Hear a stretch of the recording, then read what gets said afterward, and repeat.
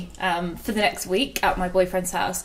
So a bit of a nicer setup than my last video. When I'm filming in my room, I live like right next to Brixton, and there is just fire engines and police cars and shouting, constant noise. So I've just finished an article thinking about New Year's resolutions and kind of the key reasons that people fail New Year's resolutions.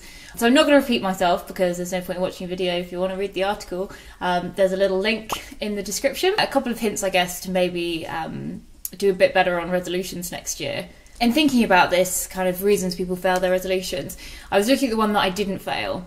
So there's only probably really been one that I could say I stuck to concretely last year, and that was giving up alcohol. What? Which sounds crazy, like why would anyone give up alcohol? But that is what I did for 2017, was the year of not going out and getting plastered. If you're not English, plastered means getting very drunk. One of our many words in the English language to describe getting completely inebriated. As such is our culture. So why did I want to give up alcohol? There's a couple of reasons really. Anyone who knows me knows that I used to be quite a party girl, not necessarily in a bad way, but you know, was often out going to clubs, go out for one drink after work, and then suddenly you're like in Soho and you've drunk texted everyone in your address book. You are. Why did I do that? Still asking myself. Drunk messaging, it's a plague, it's a problem, and I had to overcome it. Anyway, I guess now I'm maturing and a bit older, taking my job more seriously, and obviously now in a serious relationship as well. I've kind of just been toning this down over the past 2 years. So I thought, you know, let's take a hardline approach to it and just give up booze and see how that works out. So that was kind of the first reason. The other reason is that I think so much of like British culture revolves around getting drunk. But when you haven't seen someone in ages, it's like, hey, let's go for a drink. Oh yeah, let's go for drinks after work. You've just got engaged, let's go for drinks. Everything is about going for drinks, which is fun. But then you can find yourself like actually drinking quite a few times a week if you're a social person. And I guess I've just been thinking, is that potentially the healthiest thing? Probably not. That makes it sound a bit like I've had some sort of alcohol problem. I'm not an alcoholic. Yeah, you're fine. So that was another one of the reasons. And if I'm honest, one of the biggest reasons that I haven't really told that many of my friends. Last New Year, me and my boyfriend went to visit some friends in Hamburg. They were just super nice, and they were like really nice bunch of people. And we made dinner together, and we played with fireworks on the roof. We don't play with fireworks, obviously, because that's dangerous. But we set off fireworks from the roof in Hamburg and had this amazing night. And then towards the end, me and my boyfriend managed to get quite drunk, even though we did not intend to. And we ended up having this really big argument. It was just quite weird. Luckily, it didn't ruin our night because it was kind of towards the end of the night. But we had this giant argument, and I think I might have threatened to break up with him, which is bad. I feel quite bad about that still. And then we woke up on New Year's Day and we're just so hungover. You know when you're like so hungover that you crawl around? I do this anyway. I like put on a dressing gown and I'm like a sloth going around the flat like, help me. Because that's what sloths do out in the wild. So there I was kind of like crawling around the flat looking like Gollum. Yes. I think it was something about a taxi. A really pointless argument that came out of literally just being too drunk. So then we were like, do you know what? Let's do dry January. You know, we feel horrible, we feel really hungover. Let's do dry January and see how that goes. So we did that, did dry January, turned into dry February, dry March, dry April. And then I think I especially just didn't miss it anymore. Like waking up and being not hungover on the weekend is amazing. I was like going to the gym 3 times a week. It is so nice and you get so much done. And I just saw all these really great kind of benefits for my life. So carried it on.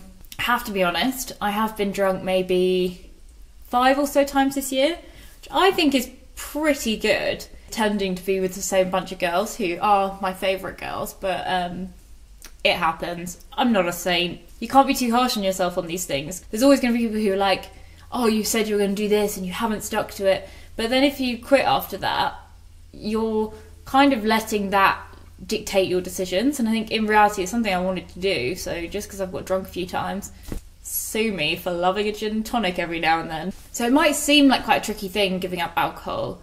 actually, yeah, no, it is quite tricky. If you're thinking about doing this, a couple of little tricks is that firstly, you don't have to tell everyone you're doing this. I am vegan. The reality is that if you go to a bar and you're having like, you know, someone's having a gin tonic or having a rum and coke and you're just getting a coke or a lemonade, no one actually really realises because no one really is paying that much attention. Sometimes you tell people and they're like, oh, that's really weird, why are you doing that? So yeah, that would be my tip number one, is like you don't necessarily have to broadcast it to everyone. I say as I make a YouTube video about giving up alcohol. The second one, as I said, has to be just don't be too harsh on yourself.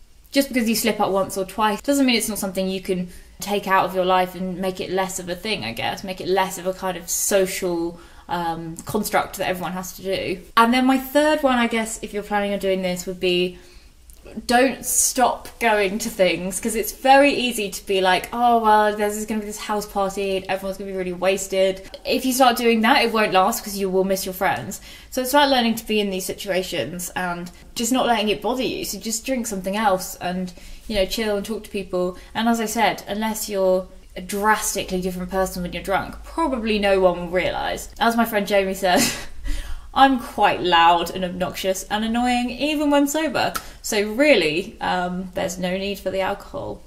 In terms of how this has affected my life, I think in many ways, firstly just being more productive, that's really nice. And also, I've struggled with my skin quite a lot over the years, and kind of getting bad skin. And I think since stopping drinking, that has massively, like I've done all sorts of things for my skin. I've used every single cream, I've cut out dairy, I've cut out sugar, and then as soon as I cut out alcohol, that actually was one of the key things that made a massive difference. So if you care about that and like have any problems with your skin, it might be something just to try for a little while. Yeah, and I think now, rounding up to the end of the year, it's definitely kind of a lifestyle choice I guess I'll take into 2018. Like obviously every now and then I'm going to go out and have too many drinks, but it's kind of probably saved me a hell of a lot of money, and also just saved me a lot of headaches, given me far many more hours doing something productive, and probably saved silly arguments or misunderstandings and things. So that's really good. So as I said, I have made a little article around kind of tips and tricks to stick to your resolution. So whatever it is, whether it's kind of exercise or stopping smoking or stopping drinking so much or eating less meat, I think there's kind of 3 tips just to make your resolutions last a bit longer. We want to get past like January, you know? If you only want to change something for a month, it's probably, is it worth doing? I don't know. But yeah, so please do have a little look at the article. I put the link in the description. And if you have any questions, any ponderings, let's have a discussion. Good chats on YouTube. And I will be here in Germany until early January, so there might be more videos from here. It depends how productive I'm feeling at the moment. But have a really amazing new year. And yeah, good luck with any resolutions that you decide to set in 2018. Bye!